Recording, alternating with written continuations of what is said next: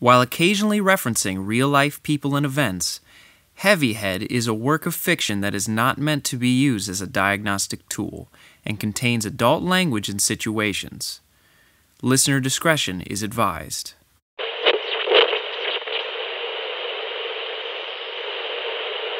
Looking at thunderstorms nearby on New Year's Eve, that rain spreading across the southeast as we head into New Year's Day, and then the...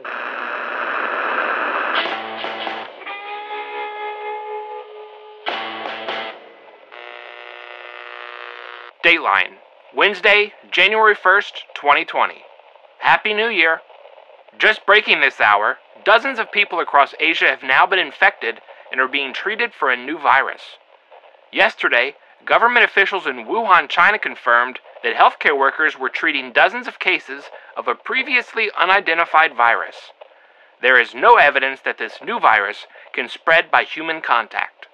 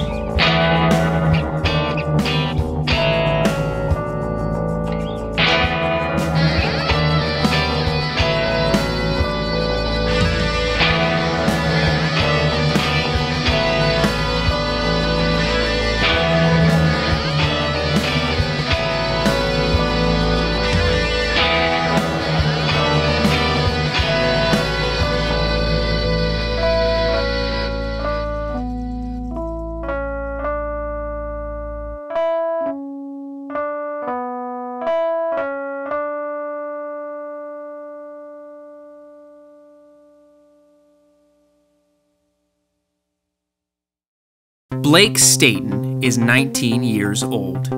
Born and raised in Spokane, Washington, Blake currently resides in Seattle, where he is a student at the University of Washington. With the early stages of a global pandemic unfolding, Blake begins to experience breaks from reality. This is his story.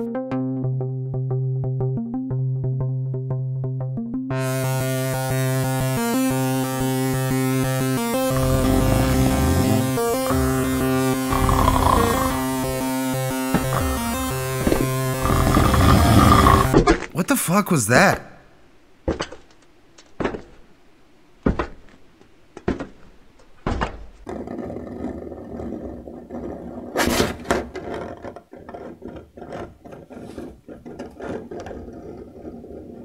Wake up, Blake. It's time to wake up. We're just getting started.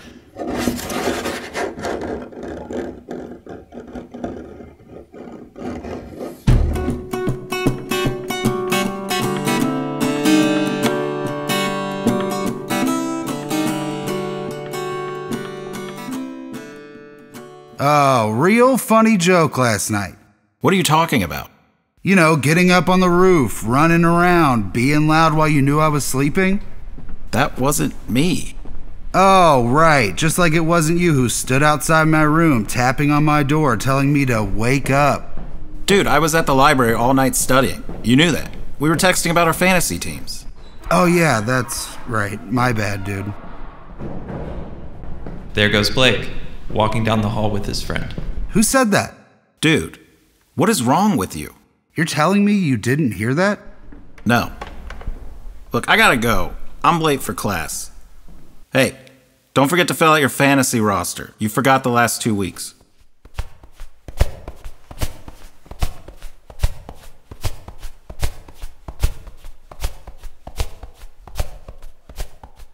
But for the second time this year, put up 100 in the same game that Ezekiel Elliott put up 100. So Pollard is interesting. So that was his second 100-yard rushing. Blake is filling out his fantasy football roster. Man, what the fuck is going on? Blake is getting upset again. Alright, my friends had to plant a fucking speaker or a camera somewhere. Did one of them download something onto my phone while I was in the shower? You know that's how they get you, right? That's how who gets what?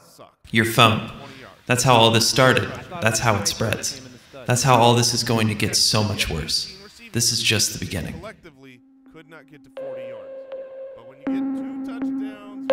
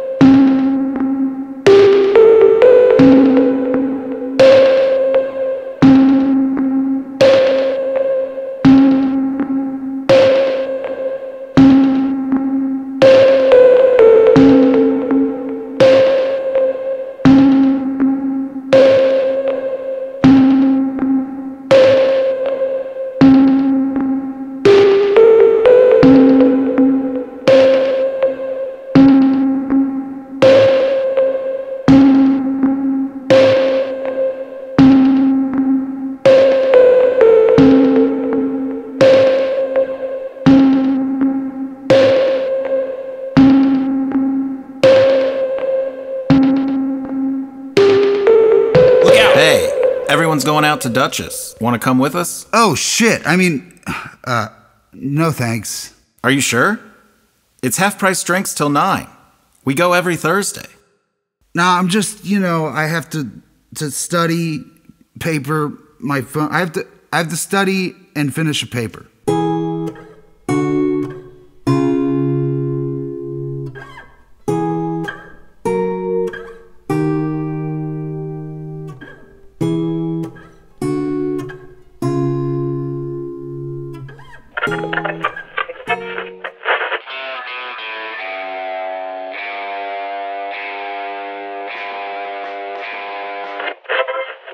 Dateline, Tuesday, January 21st, 2020. A new virus has made its way to the United States. The 2019 novel coronavirus, the virus first identified by researchers in Wuhan, China, now has its first confirmed case in the U.S., according to the CDC. The patient, a Washington state man in his 30s, started developing symptoms shortly after returning home from a trip to Wuhan. The words about a pandemic at this point? No, we're not at all, and we have it totally under control. It's one person, and we have it under control. It's going to be just fine.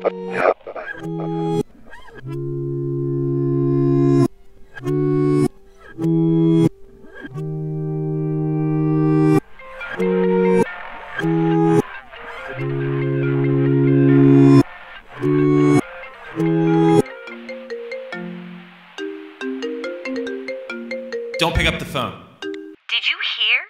The first corona case was reported here in Washington. No, I didn't. Honey, haven't you been watching the news? I've been having a hard time watching. No, I've just been busy with school, new semester, trying to stay on top of everything. Yeah, the news said he just got back from Asia a few days ago. It's only going to affect people who travel a lot. Should be easily contained. Yeah, I don't think it's going to be that big of a deal. Blake is talking on the phone with his mom. Was that Dad? Was that Dad what? I heard a guy say that I was talking to you. Your father is working, and I'm calling you on my lunch break. Oh, yeah, I was just messing around.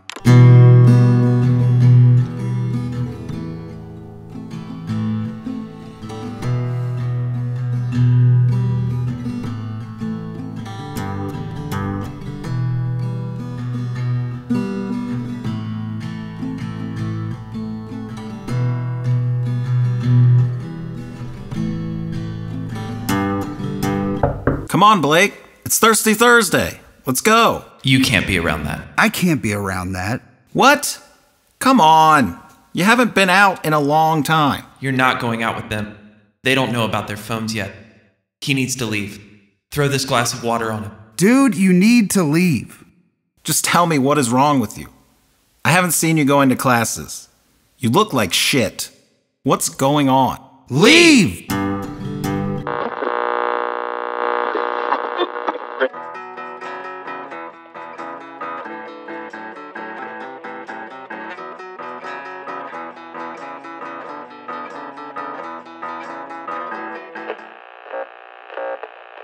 Now, I don't people should be frightened. I mean, the risk right now, today, currently, is really relatively low for the American public, but that could change because what's going on outside of the United States, that this could evolve, and I think it would be unrealistic to deny that, this could evolve into a global pandemic. Dateline, Saturday, February 29th, 2020. The first death from the 2019 novel coronavirus, now referred to as COVID-19, in the United States has just been reported. A patient just outside Seattle, Washington has passed away in what officials have declared as the first coronavirus death in the U.S. Governor Jay Inslee has declared a state of emergency as officials prepare for a potential outbreak in the Pacific Northwest. You don't need to be walking around with a mask.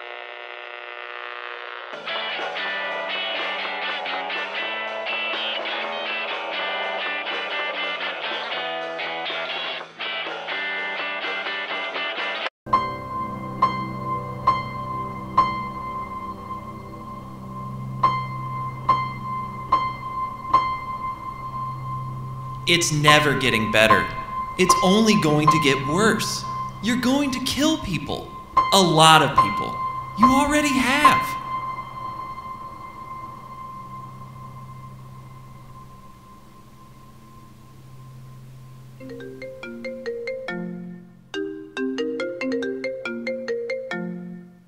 I didn't do it. Blake, it's your mother. What didn't you do? Sorry, Mom. I was expecting someone else. Baby, don't scream into the phone like that. You startled me. Yeah, I know. I'm sorry. What's up? Someone from Washington just died from the coronavirus. Poor guy, he was only in his 50s. They're saying he is the first reported death in the country. This is your fault. Blake, that's not funny. A man is dead. What is wrong with you?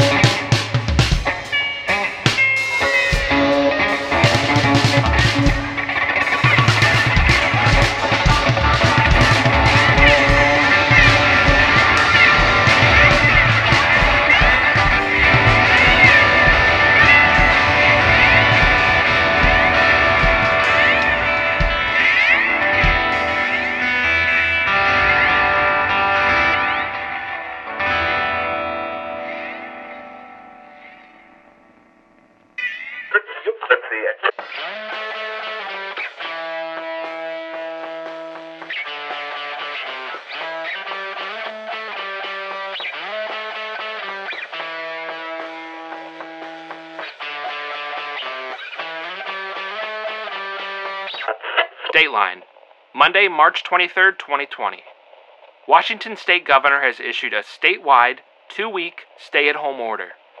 The order includes the immediate closing of all schools, all non-essential businesses, and for its more than 7 million residents to avoid leaving the house for any unnecessary reason in an attempt to slow the spread and contain the growing outbreak of COVID-19 cases in a state that has already declared a public health emergency. It's going to go away. It's going to go away.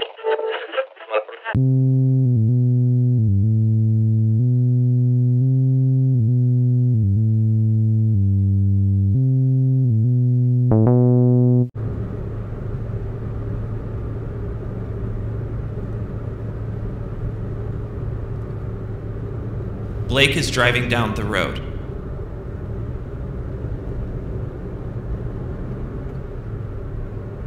Blake is going to stay with his parents. Shut up.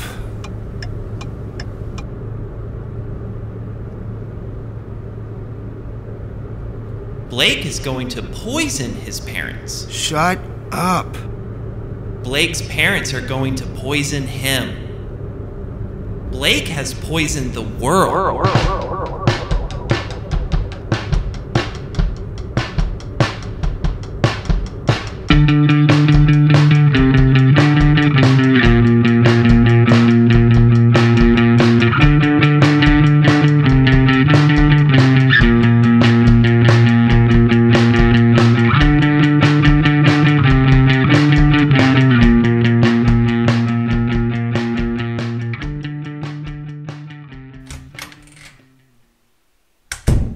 Hey, son. Welcome home. Oh, good. You made it home safe. Can you believe what is happening? Yes. No. I don't know. You should have seen the grocery store. It was like Armageddon. We're lucky we were able to get anything. How was your drive? You shouldn't have come here. Fine. You made it home just in time for dinner. Wash up and grab a seat. They poisoned the food. Actually, do you mind if I eat later? It was just a long drive and a lot of traffic. I wanted to lay down for a little while. Okay, sure thing. We'll save you a plate. You need a hand with your bags? No! I mean, I got it. Stay home, stop the spread, save lives. What we mean by flattening the curve.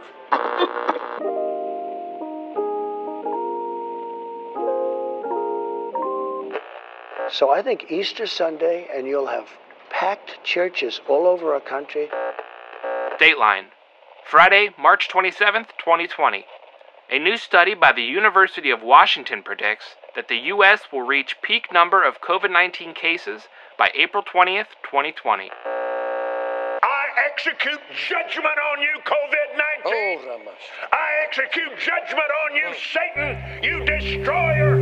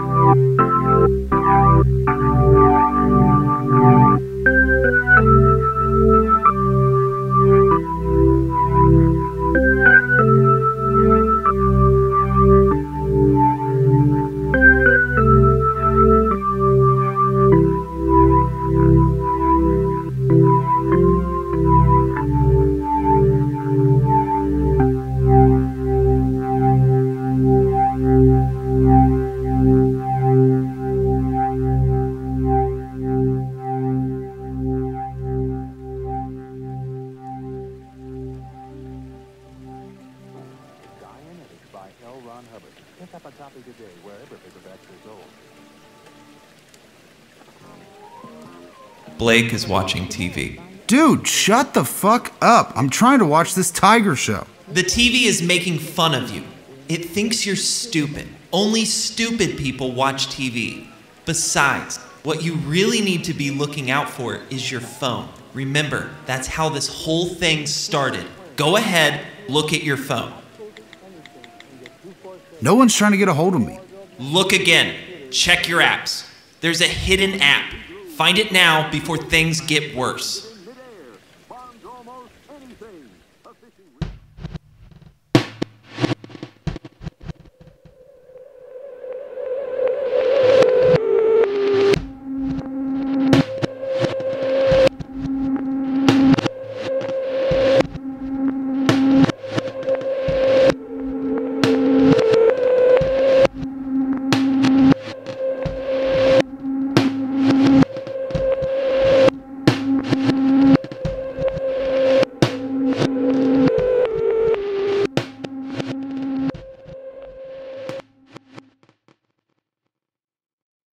Hey, honey, where's Blake? I need him to help me take the garbage cans out to the curb.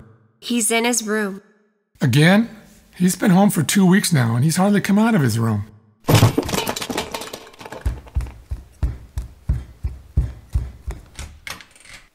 Honey, are you all right? What happened? Blake, how did your TV end up on the ground? It was making fun of me. What was? The TV. The TV was making fun of you? Son, what's going on? Ever since you got home, you've done nothing but lock yourself in your room.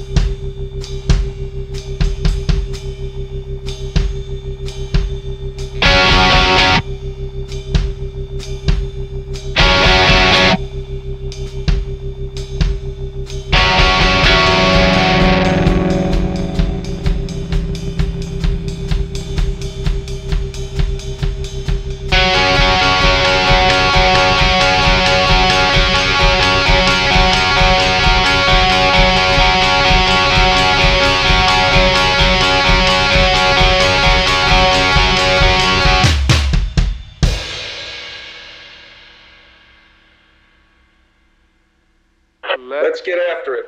Let's get after it. I love that saying. You're looking. I wanna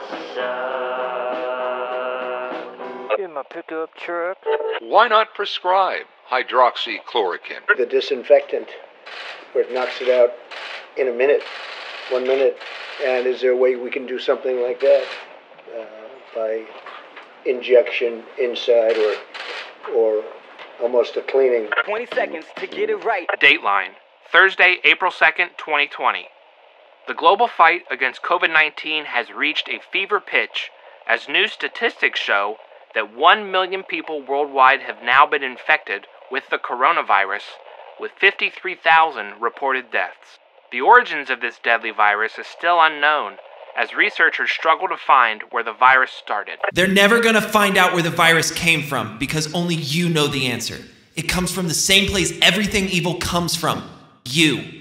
I started the virus? Yes. How? You created the virus on an app that automatically sends it to everyone's phone. I did. Yes, I told you to check your phone. You have the app saved. Dude, I'm not seeing any app like that. That's because you deleted it off your phone thinking it would stop the spread. But it won't. You're the one who killed all of these people. I killed all these people? You killed all these people. Oh my God, I started it. I have to tell everyone. 911, what's your emergency? I've killed people. Excuse me, sir? The virus. I started the virus. What virus? The coronavirus. I started the coronavirus. I need to talk to the governor. I need to talk to the president right away. Sir, this is an emergency service line. It's not a place to be making jokes. This isn't a joke. I'm serious. I started the virus. It's in their cell phones. People are gonna die. Please, you have to tell everyone.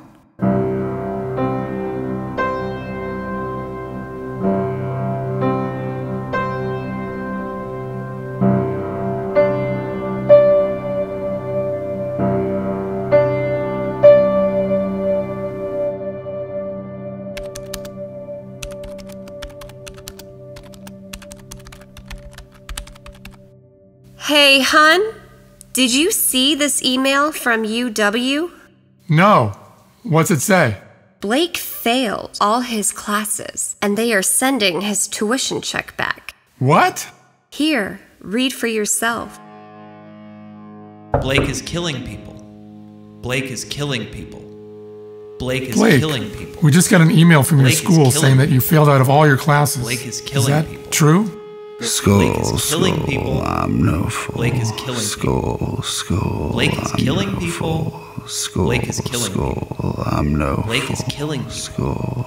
Blake is killing people. No fool. Blake is killing people. We have to do something. Did you see his face? No emotion at all. It's like he's not even there. There has to be someone we can call. School, I'm no fool. School, I'm no fool.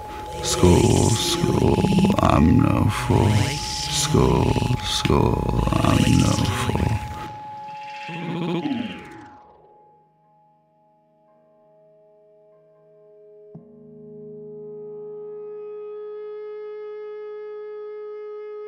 Thank you for calling the office of Dr. Dale Cooper. If this is a medical or psychiatric emergency, please hang up and dial 911. In order to comply with CDC protocol, we are currently not seeing patients in office. We will, however, see patients virtually via telehealth video conferencing. Please visit our website for more information on how to set up a telehealth appointment.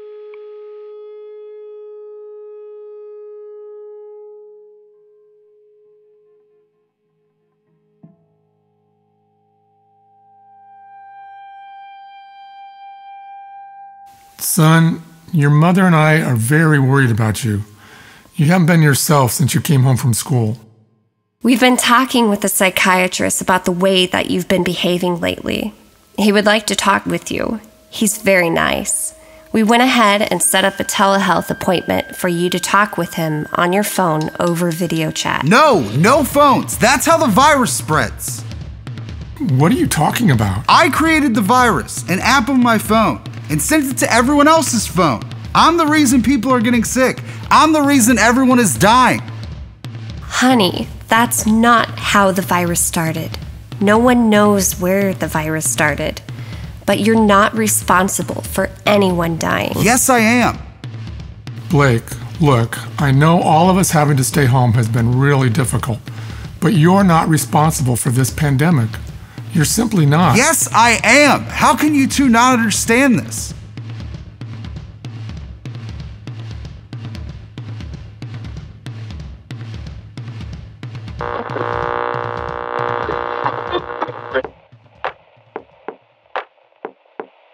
I feel like our jobs are all essential.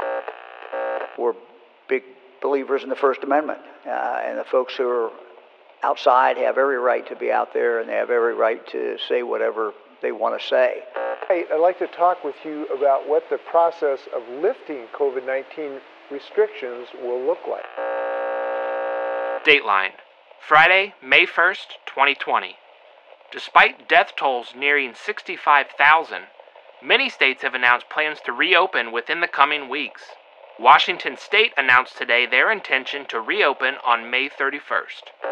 The country's not ready to open up yet. It only means more blood on your hands. Dude, you think I don't know that? I've already deleted everything off my phone and destroyed it. That's not enough. Besides, it's too late now. There's no going back. You know what you need to do. What do I do? Just tell me what to do. You have to cleanse yourself. Cleanse? How? You have to go warn everybody. Warn them about what will happen to them if they use their phone. You have to tell them what you did. Confess to the whole world the terrible things that you have done. All the pain that you have caused. How stupid are you? Go now! Tell them right now!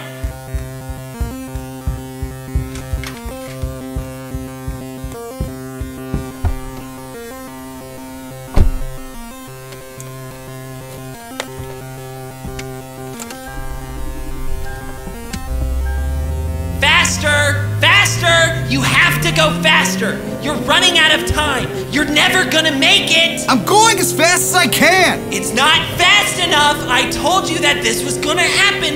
You didn't listen, and now you won't even do what it takes to warn everyone! You're an evil person who everyone will hate for the rest of time! I can't believe you! What is wrong with you? All this could have been prevented! Why didn't you just listen to me when you had the chance?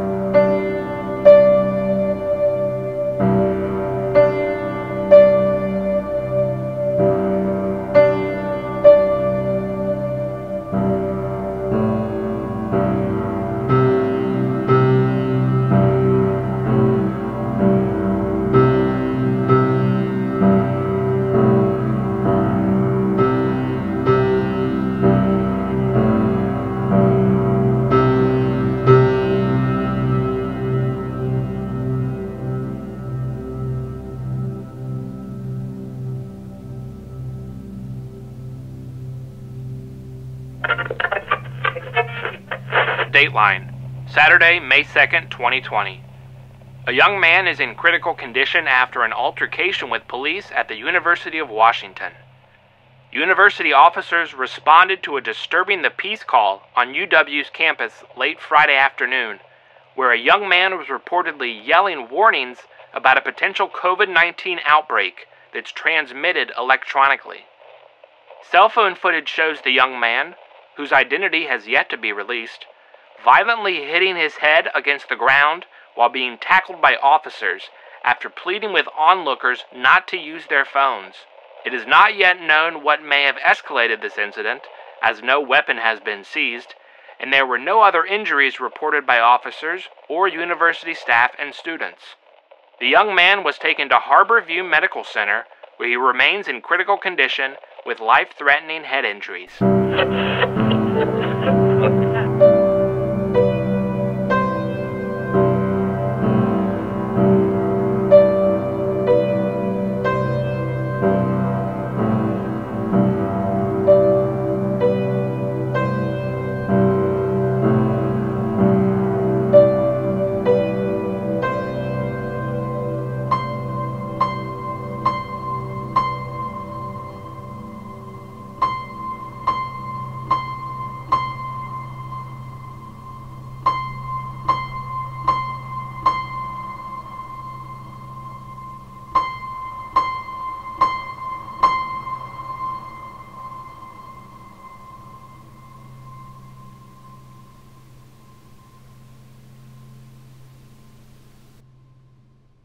Dr. Henry Nasrallah is a professor of psychiatry, neurology, and neuroscience at the University of Cincinnati College of Medicine. He focuses his research on schizophrenia and other related psychotic disorders.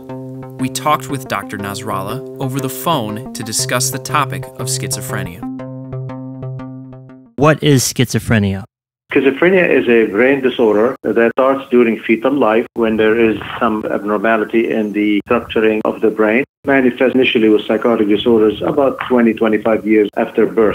It's a neurodevelopmental disorder, but once the psychosis begins, it will become a neurodegenerative disorder, actually associated with quite a lot of brain tissue loss with every psychotic episode. Like a stroke, it can be damaging to the brain if the patient keeps getting episodes. Fortunately, it is treatable, and if we prevent relapses, patients can actually stabilize and go back to their baseline. Unfortunately, many patients with schizophrenia keep relapsing because they stop their medication and they keep coming to the hospital again and again. And with every hospitalization, every psychotic relapse, they lose more and more brain tissue and they become disabled because of that. What is the average age onset for schizophrenia?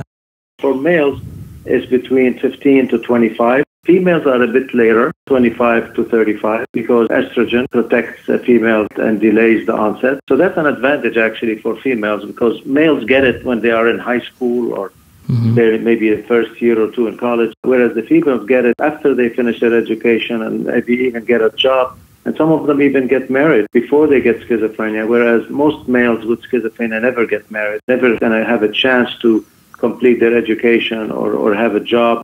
The earlier the onset, the worse the outcome.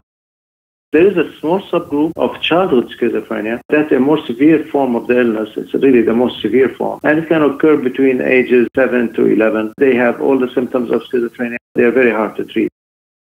What is the gender breakdown? Over a lifetime, it evens out. But it's more common in males early on in life. Females not only have a later onset, but after age 50, there's very little psychosis in males. After menopause, the rate of psychosis in women is about 5 times higher than men. So the males get it early, the females get it early and late, and altogether, at the end of the lifespan, it's about the same, equal between men and women. What it is about estrogen that protects women to a certain extent? Estrogen has antipsychotic properties. Okay. It's a neuroprotective hormone.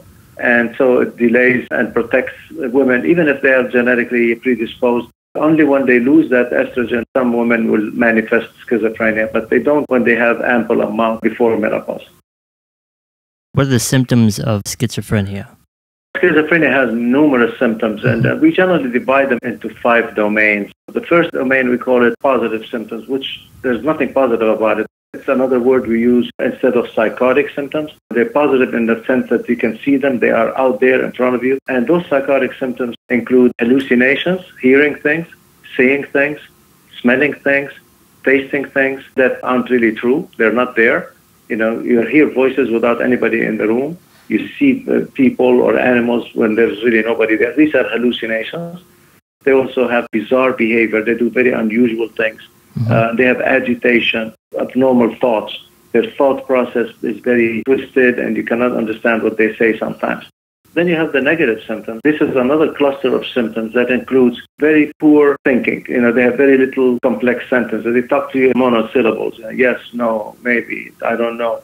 They don't form a richness of thinking. Their facial expression is very flat. They are blunted. They have the same facial expression, you know, like almost like a poker face, no matter whether, you know, you're talking to them about happy things or sad things. Then they have apathy. They don't care. Lack of motivation. They're not motivated to do much. Avolition. Lack of volition means they just don't have the ability to initiate an action because their brain is abnormal. It's not their fault. That's the way they are. And so they don't do much. They lie around. They don't call any friends. They don't read any books. They don't watch TV. They look lazy, but it's not laziness. It's quite a disabling set of symptoms. They have anhedonia, inability to enjoy things. Anhedonia means lack of hedonistic behavior, which we all have. Fun. Fun is hedonistic. You know, we all do fun activities. You know, watching football, reading books, going to games. But patients with schizophrenia, they don't have the ability to enjoy anything, so they don't do anything. Cognitive deficit cluster, that's the third types of symptoms. Very poor memory. They forget a lot of things, especially short term. They have inability to plan, inability to make decisions. They have poor attention span. They cannot really focus on any particular activity for more than a brief period of time, so they have attentional problems. Then the fourth cluster of symptoms are mood symptoms. Quite a few patients have either depression or agitation or anger or hostility. So they can be depressed or they can be very hostile. Those with depression commit suicide, unfortunately. Patients with schizophrenia are at very high risk for suicide. It's the second highest cause of suicide in psychiatry after depression. 1 to 2% of patients with schizophrenia may actually be assaultive and they may attack somebody or harm somebody. But it's the vast majority do not. But there's the perception in the public that if you have psychosis, you commit crimes. That's not true. You are much more likely to be a victim of a crime. Patients with schizophrenia don't know how to fend for themselves. They don't have the wherewithal. Only very, very small minority. The fifth cluster is the substance use. Unfortunately, patients with schizophrenia abuse all kinds of substances. The number one substance that is very dangerous for young people who have the genetics for schizophrenia is marijuana. It's a trigger. It pushes them over the edge. We strongly advise young people with a family history of schizophrenia or bipolar disorder not to touch the marijuana because it can make them psychotic. Are we aware of what causes schizophrenia? Yes, as I said, it's a neurodevelopmental disorder. Something goes wrong during fetal life when the baby is in its mother's womb. Something happens that disrupts the proper construction of the brain. And we have found hundreds of causes for that. Some are genetic and some are environmental. Genetic causes include inheriting a risk gene. In patients with schizophrenia, there are 413 genes on all the chromosomes that can cause schizophrenia, and they are not found in the general population. Genetic cause is a copy number variant. All genes come in pairs, one from mom, one from dad. Genes involved in brain development have either one copy or three copies. Those genes make too little protein or too much protein because that's what genes do. They code for protein and can be very disruptive to brain development. And the third genetic cause is mutations. Sometimes the mutations happen and can shut down a gene completely, and that can really screw up brain development. Let me remind you that there are 10,000 genes involved in brain development. All of them are involved in constructing the brain, and so if one or two of them are abnormal, they can really impact all the others. The environmental causes. Anything that disrupts brain development during fetal life may disrupt brain development. Things like infections. Infections have been shown to increase the risk of schizophrenia in that baby when it grows up. Then you have diabetes. If a woman becomes diabetic during pregnancy, it can increase the risk of schizophrenia 800%. If the woman has very low vitamin D during pregnancy, it can increase schizophrenia by 400%. If the pregnant woman smokes, hypothyroidism, stress. If the baby is born blue, that means it suffered hypoxia, loss of oxygen. Child abuse, unfortunately, has been shown in numerous studies. Severe sexual or physical abuse before age 5 or 6 causes dramatic increase in schizophrenia later on in adulthood. It's been shown in many studies that people who are born and raised in a large city have 5 times higher risk of schizophrenia than those born and raised in a small town. In my research on schizophrenia, I came across this term called the prodromal phase of schizophrenia. Can you talk to me more about what that is? The prodrome is an English word. It means what comes before. Okay. And prodromal phase of schizophrenia is the last 1 or 2 years before the onset of the first psychotic episode. They become more withdrawn. They become more suspicious. Their grades in school start falling apart. They start failing. They develop symptoms like OCD and ADHD and depression, which they didn't have before. Within a year, they develop full-fledged delusions, hallucinations, thought disorder, and then they get hospitalized. What do we mean by psychosis? But psychosis is the experience of delusions and hallucinations. Delusions are fixed false beliefs, like paranoia, like believing weird things. A patient that I treated, I was convinced that there was a gadget on the moon that somebody put there, which is beaming rays to his brain, and that somebody has a receiver in his brain. And so whoever's doing that on the moon is influencing his thoughts and actions and behaviors. He's under the control of an evil outside force. They are convinced that there's a conspiracy to kill them or to harm them or harm their relatives, etc. And all the hallucinations I told you about are perceptual abnormalities, disorders of perception. As you know, we have 5 perceptions: hearing, seeing, smelling, tasting, and sensing. All 5 can be involved in schizophrenia. The somatic delusions is when they think that their stomach is dissolving, that their face is changing, that they have very abnormal features. Another very important definition of psychosis is not to be in touch with reality, to not interpret reality properly. Many patients may have delusions of reference. If somebody honks the horn, they immediately believe that this is a signal, that the driver of that car is giving a signal to somebody so that they can come to their house and kill them. One thing about schizophrenia is what we call gating. They have no filter. Their brain cannot filter irrelevant stimuli. So that's called gating. So we can filter out and focus on what you're doing. Patients with schizophrenia are unable to do that. So they hear everything. They see everything. They sense everything around them. So they get extremely overwhelmed. And that's why when we hospitalize them for psychosis, part of that is being overwhelmed. We put them in a quiet room, dim the lights, and we close the door. It's a very quiet room, and there's no light, no sound, and they calm down. That's why many patients with schizophrenia smoke. Nicotine can actually correct this abnormality of gating. So when they smoke, they get less overwhelmed. What exactly are hallucinations and the various forms they come in? The 5 perceptions, they hear people talking to them. It could be male or female voice. It could be 1 or 2 or 3 people. It could be talking to them or about them. Some patients have what we call a running commentary. They hear several people, maybe strangers. Sometimes they are people they recognize. Very often it's strangers who talk about them. They talk to each other. He is now going down the hallway. He is now opening the fridge. The most dangerous type of hallucination is when they order them to do something, telling them to do harmful things. But sometimes they just tell them stupid things like, sit down, get up and walk to your right. The hearing is the most common. Auditory hallucination in about 90% of patients with schizophrenia. Visual can occur about 20-25%, where they actually see people who aren't really there, either living or dead, or they can see animals. They can talk to that person, and sometimes they talk back. Smelling is when they have like odors that no one in the room can smell except them.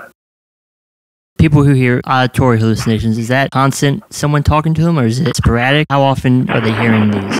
It varies. It can be continuous. It could be several times a day. It could be several times a week. The more frequent they are, the more severe. How exactly do we go about diagnosing schizophrenia? Diagnosis of schizophrenia is based on the presence of those symptoms I told you about. At least one delusion or one hallucination, at least 1 or 2 negative symptoms, and at least 1 or 2 cognitive deficits, and also bizarre behavior. And it should be going on for several weeks in a row.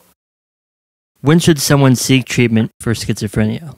As soon as possible. Unfortunately, most of them don't. Parents sometimes don't realize that their son or daughter has schizophrenia. They act bizarrely. They are acting strangely. But because they are adolescents, they think it's because they are unpredictable adolescents. The longer you wait to receive the medication, the more brain tissue damage occurs. Kids can have psychosis for 7, 8, 9 months. And they're living in the parents' home and sitting in the basement, talking to themselves, screaming at the TV, behaving very erratically, not socializing with anybody, failing in school. And the parents are so ashamed or stigmatized about admitting that their children as a child had severe mental illness. They don't take them for care until they do something like running naked down the street or burning the cat. What should loved ones be looking for if they suspect their loved one has schizophrenia? There's a family history of mental illness in the family should realize that it's genetically transmitted. So keep your eyes on your kids as they grow, and if they behave abnormally, and the son or daughter starts changing some more and behaving very erratically and developing unusual symptoms and being very suspicious, not leaving the house and becoming more withdrawn, that's when they should get an evaluation as soon as possible. Not wait for them to become psychotic. Treat them as early as possible. What are some of the evidence-based treatments for schizophrenia? Fortunately, we have dozens of medications that we call antipsychotics. When patients come to the hospital with a psychotic episode, we start them on a medication that we believe is best fit for them. And usually within 2 weeks, we can discharge them. However, there is a subgroup of patients who do not respond to any antipsychotic. There's one drug that works for those patients. The problem is that it has numerous side effects, but many people got their life back with clozapine. Blood level have to be drawn every week to make sure that their white blood cell does not disappear, because 1% can die from losing their white blood count. We must also provide those young people with supportive therapy and with vocational rehabilitation, social skill training, cognitive remediation. We do not just medication, but medication with psychosocial treatments. What advice would you have for someone seeking treatment for their schizophrenia for the first time? First, work closely with your doctor, follow the advice, take the medicine every single day, never miss a dose. We now have injectable antipsychotics, which means the patient doesn't have to take any pills. I love those medications because so many of our patients stop their medication, they forget, they're not interested. One of the symptoms of schizophrenia, by the way, that I didn't mention earlier, is lack of insight. They absolutely do not believe they are sick. They are sick as hell, but they don't believe they're sick at all, and they don't want to come to the hospital, and they fight and insist. But we have laws that enable psychiatrists to hospitalize a patient against their will, to save their life, because they are very sick. They don't believe they need the medication. So I convinced them to take the injection once a month. It keeps them well for a very long time, and they can go back to school and go back to work as long as they don't have any more psychotic episodes. We now have injectables that can be given once every 2 months and even once every 3 months. What are some myths that people believe to be true about schizophrenia but actually are false? There are so many myths about schizophrenia, unfortunately. The public still don't get it. They really think that schizophrenia is some kind of split personality. It's absolutely not. It has nothing to do with split personality. Some of them think it's because of stress. It's much, much worse than that. It's a severe brain disorder. A lot of people are religious, so they interpret abnormal behavior as being possessed by the devil. The poor people have nothing to do with demons, and they used to burn them at the stake. In the Middle Ages, their ignorance can be deadly to those people. Poor patients with schizophrenia, they are kicked out of their houses. Families don't want anything to do with them. They die homeless, hungry, and totally neglected. There's still a lot of prejudice and bias and stigma, and everybody reacts negatively to a person as they have schizophrenia. When really, they should not. These young people are ill and deserve our compassion, exactly like you would with a heart disease or stroke or cancer. And fortunately, it's treatable. There's nothing scary about them. They need a lot of help and attention and care to keep them functioning. So every day we fight a battle of stigma that surrounds mental illness. Heavy Head, Season 1, Episode 5. Maybe I Can Only Hear It in My Head is written and produced by Tanner Hinds, with additional story structure and dialogue written by Blake Hammond. Newscaster, voiced by Alex Leeds. Blake Staton, voiced by Blake Hammond. Internal voice and additional engineering and recording by Clinton Jacob. Friend, voiced by Jeremy Johnston. Mrs. Staton, voiced by Carrie Clouse. Mr. Staton, voiced by John Bunyan. 911 operator, voiced by Alex Schubert. Dr. Dale Cooper, voiced by Tanner Hinds. Narration and art design by Evan Verrilli. Thank you to Dr. Henry Nasrallah for taking the time to speak with us. Weather reports courtesy of CBS Evening News and KIONG. Fantasy football rundown courtesy of the Fantasy Footballers. Audio of President Donald Trump courtesy of CNBC, The Telegraph, and Fox News. Audio of Dr. Anthony Fauci courtesy of USA Today. Hydroxychloroquine report courtesy of 700 WLW. Audio of Governor Mike Dewine courtesy of W-KYC Channel 3. Audio of Governor Jay Inslee courtesy of NBC News. Audio of the Cuomo brothers courtesy of CNN. All Jobs Are Essential audio courtesy of The Sun. Audio of Kenneth Copeland courtesy of Kenneth Copeland Ministries. Safeguard jingle courtesy of P&G and Picturemusic. Original music by Real Blue Heartache Kids. The music is available online wherever you buy or listen to music. If you or a loved one is experiencing a psychiatric emergency and live in the United States, please call the National Suicide Prevention Lifeline at 1-800-273-8255 for free and confidential support 24/7, 365. Follow us on Facebook, Twitter, and Instagram using the handle @HeavyHeadPod. Subscribe to our official YouTube channel, Heavyhead Podcast. You can email us at heavyheadpod@gmail.com. Please rate and review us on iTunes. We'd love to hear from you. If you enjoyed the show, please share us with a friend or relative. You can support the show by making a monthly monetary pledge when you join our Patreon page at patreon.com/heavyheadpodcast and get access to exclusive content. You can also support the show by making a one-time monetary donation to paypal.me/TannerHinds1. That's paypal.me @TANNERHINDS, the number 1 on PayPal, or at T-Hinds-1. That's at T-HINDS the number 1 on Venmo. Lastly, merch is available at heavyhead.bigcartel.com. Thank you for all your support this season. Heavy Head Season 2 premieres Saturday, January 1st, 2022. Until then, take care of yourself.